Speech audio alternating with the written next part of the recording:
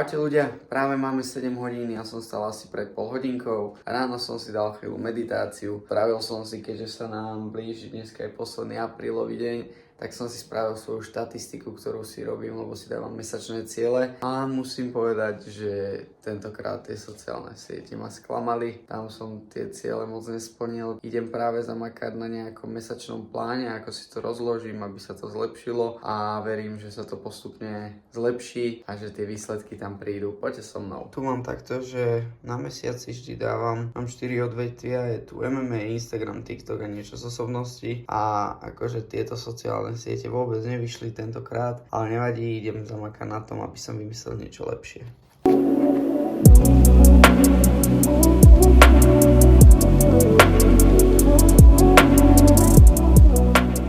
Takže mesačný plán spravený, takisto spravené aj harmonogram, jak budem vydávať videá a jednotlivé storky, aby to malo nejaký koncept a nejaký význam. Teraz idem si spraviť raňajčky, následne sa oblečiem a idem doktorke, lebo poviem vám po ceste, čo si myslím, že môžem mať a mám nejaké podozrenie, takže na sa to vyvráti, ale uvidíme. Nachystal som si vajíčka, idem si robiť raňajky a čo sa mi samozrejme nestalo, padlo mi na zem vajco. Tak, ja už mám všetko za sebou, ja už som sa najedol, upratal som po sebe kuchyňu a teraz vyrážam doktorke. Slúbil som vám, že vám poviem, o čo ide. Tak, po poslednom zápase, neviem z akého dôvodu, ma začalo píchať v ľavom boku.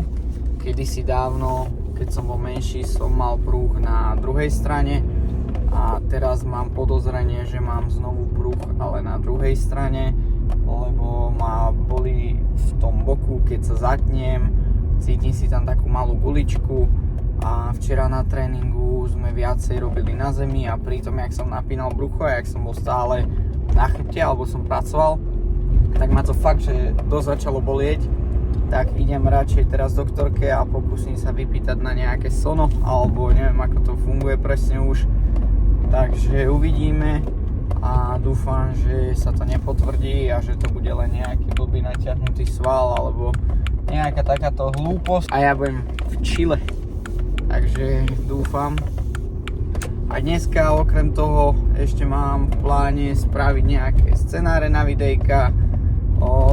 Spravil som si harmonogram, jak som už spomínal, že jak budú vychádzať videá, takže musím si to nachystať, musím si to postupne pripraviť všetko. A cez víkend mám v pláne točiť nejaké videá, vymyslel som nový koncept videí, ktorý bude vychádzať každú stredu, takže verím, že sa vám to bude páčiť. Všetko to uvidíte na mojom Instagrame a TikToku, takže tak, zoberiem vás svojím dňom, pôjdeme ešte aj na tréning, takže všetko jak má byť a ideme na to. No, takže bol som u obvodnej, dala mi výmenný lístok na chirurgiu, hovorí, že môže to byť prúh. Došiel som na chirurgiu, tam sú časenky, vylosoval som si 26 a pýtam sa, že koľkatka je na rade a na rade je 4. Takže 22 ľudí predo mnou, tak som sa pekne zbalil, idem na 3 hodiny domov a po 3 hodinách sa tam vrátim a uvidíme, čo z toho bude. Tak, videjka, alebo teda koncept už je hotový, už som to spravil. Tu mám nejaké nákresy a už som si to aj zostrihal v aplikácii, kde striham videá, čo je CapCut. Takže už to tam mám prichystané a bude to vychádzať každú nedeľu. Takže som veľmi zvedavý, že čo na to poviete. Pokus číslo 2.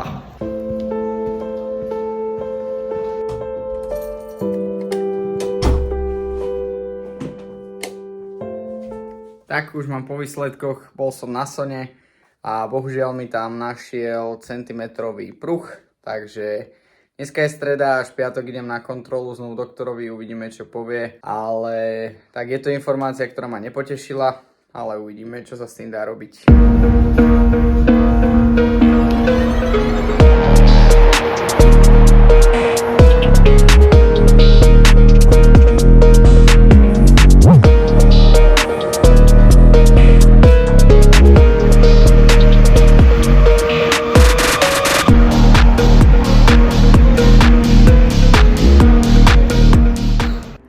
Skoro som zabudol sa vám aj ozvať už.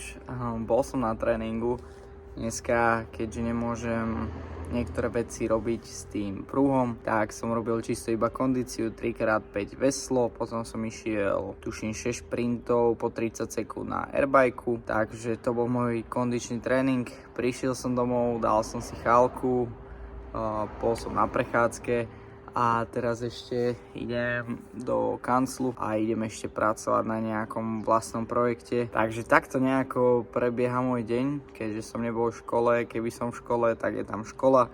Čakajú ma za 6 dní maturitky, takže aj to vám nejako zdokumentujem. Takto prebieha môj deň, takže pokiaľ sa ti páčil a chceš vidieť aj ostatné, alebo máš na mňa akúkoľvek otázku, tak nezabudni dať odber na tomto kanáli a verím, že postupne, že toto je prvý vlog a jednoducho, keď sa na to pozriem o pár rokov, verím, že prejdem nejakú cestu, takže budem hrdý na seba, že som to dotiahol ďaleko, takže majte pekný deň ešte. Čaute.